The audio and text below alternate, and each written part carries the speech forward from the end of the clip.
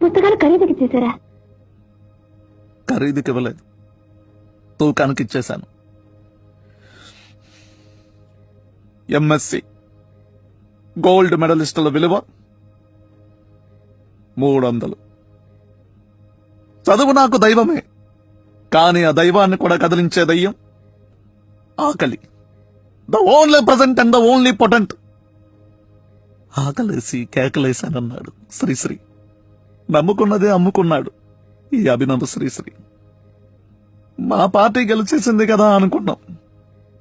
మన కష్టాలెంతనే ధైర్యం. భయపడలేదు, కానీ నన్ను ఊహించలేదు టీఆర్ఎస్ ఇంత దారుణంగా చీట్ చేస్తుందని. మోసానికి పరాకాష్టిది.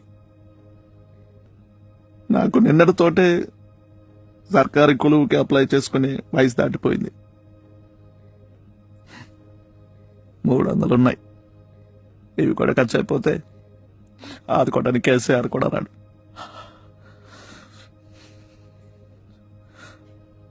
మా స్నేహితులతో బీరాలు పలికాను, టీఆర్ఎస్ పార్టీ ఇంటికో జాబ్ ఇస్తుందని. ఎన్నికల్లో గెలిపించేస్తే ఏదైనా చేస్తారనుకున్నాను. నిన్నటితో ఈ బుద్ధికి తెలిసింది, కానీ అప్పటికే అంతా అయిపోయింది. విద్యార్థుల సీఎం కుర్చీకి నిచ్చిన దారులను గ్రహించలేకపోయాను. అందుకే ఉద్యమంలో అంతలా పోరాడాను. కేసీఆర్ ఎన్నాళ్ళు మోసం చేస్తాడు చెప్పు?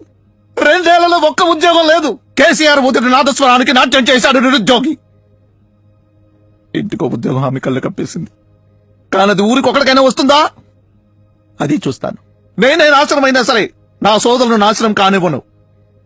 టీఆర్ఎస్ దొంగ హామీలకు వ్యతిరేకంగా పోరాడతాను. టీఆర్ఎస్ నమ్ముకుంటే బ్రతుకు బాగుంటుందని ఆశ దాటిపోయిన నా వయసుతోటే పోయింది. టీఆర్ఎస్ నమ్మకం, కేసీఆర్ అసలు నమ్మకం.